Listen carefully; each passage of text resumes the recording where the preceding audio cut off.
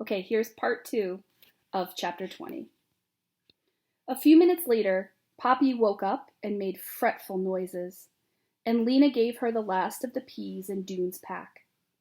"What was that, do you think, in the creature's mouth?" she asked.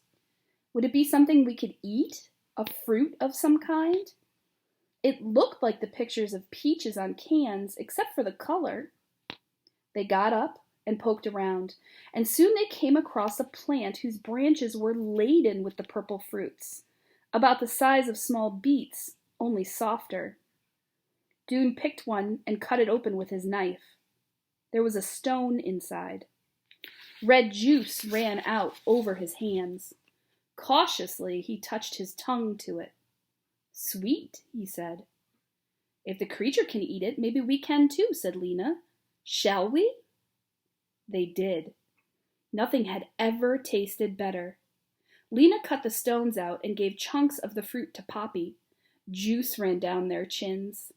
When they had eaten 5 or 6 apiece, they licked their sticky fingers clean and started to explore again.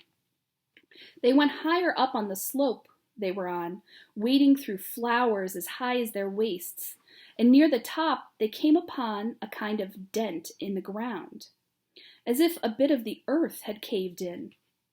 They walked down into it, and at the end of the dent, they found a crack about as tall as a person, but not nearly as wide as a door. Lena edged through it sideways and discovered a narrow tunnel. "Send Poppy through," she called back to Dune, "and come yourself." But it was dark inside, and Dune had to go back to where he'd left his pack to get a candle. By candlelight, they crept along until they came to a place where the tunnel ended abruptly.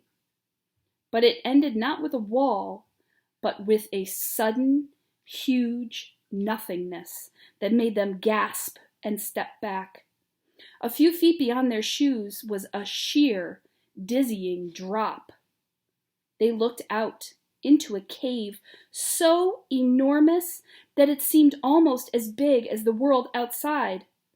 Far down at the bottom shone a cluster of lights. "It's Ember," Lena whispered. They could see the tiny, bright streets crossing each other, and the squares, little chips of light, and the dark tops of buildings. Just beyond the edges was immense darkness. "Oh, our city, Dune!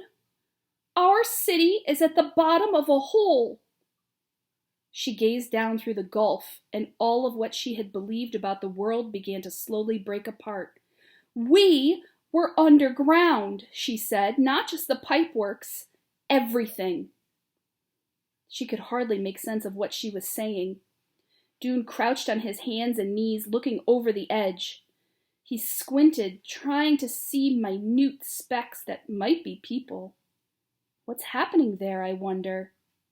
Could they hear us if we shouted?" "I don't think so. We're much too far up." "Maybe if they looked up into the sky, they'd see our candle," said Lena. "But no, I guess they wouldn't. The street lamps would be too bright."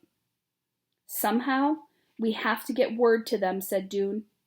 And that was when the idea came to Lena. "Our message," she cried.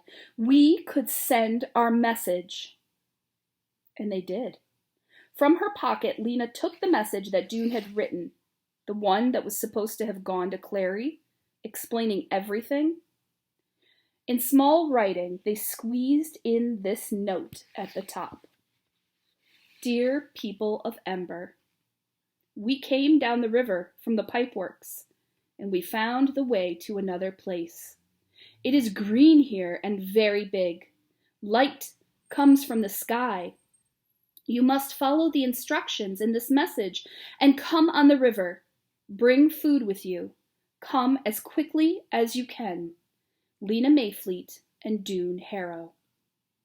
They wrapped the message in Dune's shirt and put a rock inside it. Then they stood in a row at the edge of the chasm, Dune in the middle, holding Poppy's hand and Lena's. Lena took aim at the heart of the city far beneath her feet. With all her strength, she cast the message into the darkness, and they watched as it plunged down and down. Mrs. Murdo, walking even more briskly than usual to keep her spirits up, was crossing Harkin Square when something fell to the pavement just in front of her with a terrific thump. How extraordinary, she thought, bending to pick it up. It was a sort of bundle. She began to untie it. That's the end of the book. I just want to go back and read one line from earlier in the chapter that really was special to me.